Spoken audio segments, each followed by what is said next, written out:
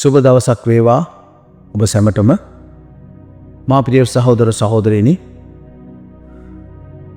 අප සමාජයේ බොහෝ දෙනා පුරුදු වෙලා තිබෙනවා ඍණාත්මකව සහ පරාජිත අසාර්ථක සිතුවිලි වලින් ජීවත් වෙන්න. අපගේ ජීවිතය අපි දිනන්න නම් අපේ දැක්ම, අපි හිතන විදිය, අපේ චින්තනය වෙනස් වී යුතු තිබෙනවා. කිතුණුවන් හැටියට අපි කැඳවලා තිබෙන්නේ ජයග්‍රාහී ගමනක් යන පිණිසයි. අපි ජීවිතයේ දිනන පිණිසයි. නමුත් අපි පරාජිත මනසකින්, පරාජිත හැඟීම් වලින් අපේ ජීවිතයේ දිනන්න පුළුවන් කමක් නැහැ. ඒ නිසා අපි හිතන විදිය, අපි දකින විදිය, අපේ ආකල්පමය වෙනසක් වී යුතු තිබෙනවා. අපට දකින්න ලැබෙනවා ශුද්ධ බයිබලයේ ගණන් කතා පොතේ 13 වෙනි පරිච්ඡේදයේ කාරණාවක් දෙසට අපගේ අවධානය යොමු කරනවා. අපි දන්නවා මෝසෙස් කානාන් දේශයේ සෝසි කරන පිණිස 12 දෙනෙක් යවනවා. ඒ අතරින් අපට පේනවා 10 දෙනෙක් ඇවිල්ලා වාර්තාවක් දෙනවා.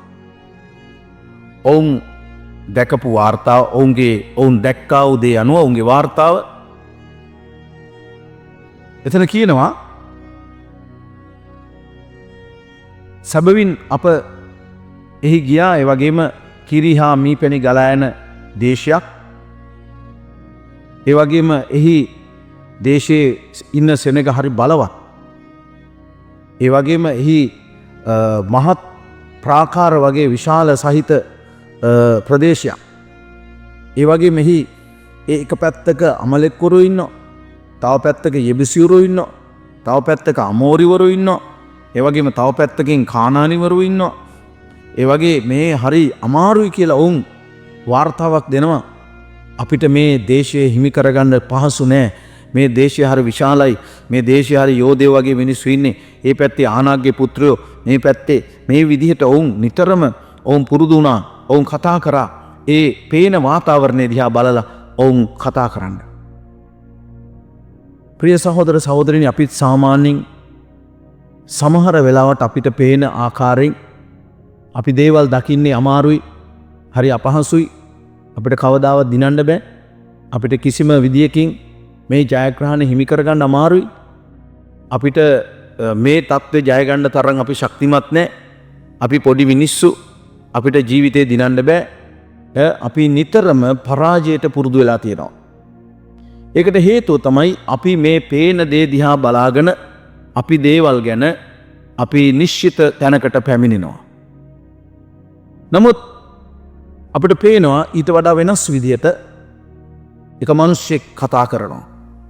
කාලෙබ් මෝසෙස් ඉදිරියෙහි සෙනග නිශ්ශබ්ද කරවා අප වහාම නැගී ගොස් ඒක හිමි කර ගනිමු. මක්නිසාද අපට ඒක යටත් කරන්නට හොඳටම පුළුවනයි කීය. අපට පේනවා මේ කාලෙබ් කතා කරන විදිය සහ මේ 10 දෙනෙක් කතා කරන විදිය අතරේ ලොකු වෙනසක් තිබුණා. බලන්න එකම දේ දිහා දෙකොටසකට පේන විදිහ. එක කොටසකට ඔවුන් ඇස් දෙකෙන් ඔවුන්ට පේන විදියට ඔවුන් කතා කරනවා. නමුත් මේ කාලෙබ් ඊට එහායින් ඔව් කියනවා මේ සෙනගව නිශ්ශබ්ද කරලා ඔව් කියනවා අපි වහාම නැගී ගොස් ඒක හිමි කරගමු. ඔවුන් කියනවා අපිට පුළුවන්, අපිට මේ දේශය හිමි කරගන්න, අපිට දිනන්න පුළුවන්, අපිට ජය ගන්න පුළුවන්.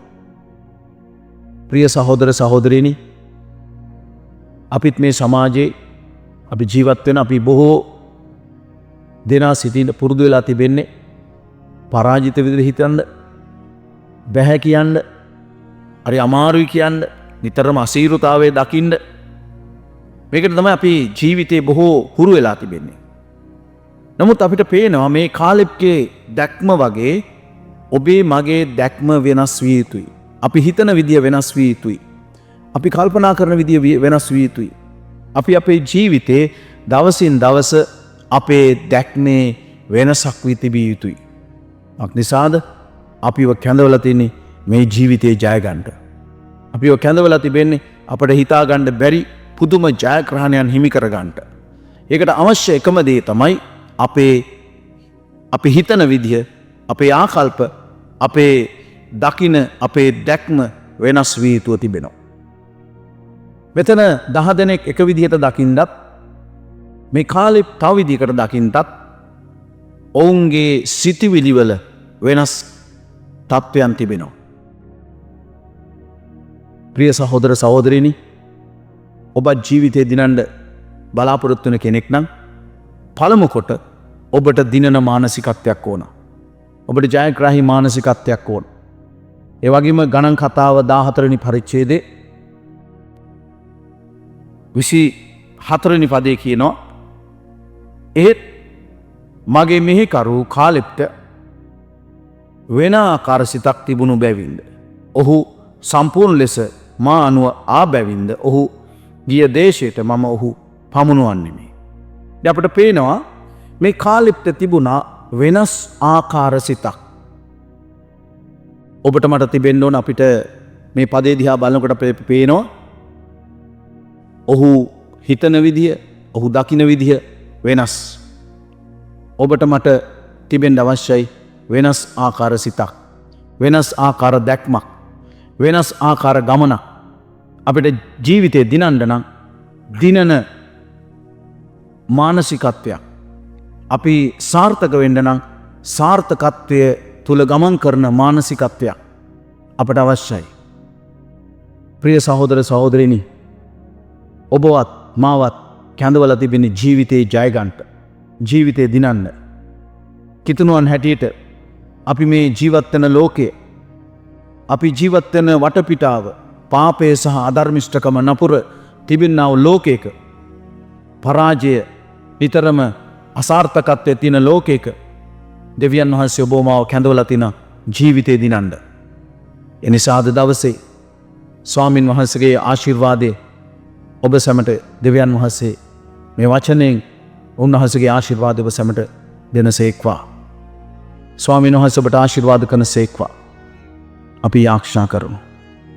අති දයාවන්ත දෙවි පියාණනේ, මේ වචනේ අසන්නා වූ යම් කෙනෙක්ගේ ජීවිතේ නිතරම පරාජය සහ අසාර්ථකත්වයේ මනසක්, සිතුවිල්ලක් තිබෙනවා නම්, ඔව් නිතරම ඍණාත්මකව සිතන මිනිසෙක් නම් ඔබගේ ශුද්ධ වූ ලියවිල්ල දෙස බලලා දේ වචනේ තිබෙන සත්‍යතාවයේ ජීවිතයට අරගෙන ජීවිතේ දිනන්නා වූ මිනිසෙක් කරන්න කියලා ඔබ වහන්සේට යාඥා කරනවා.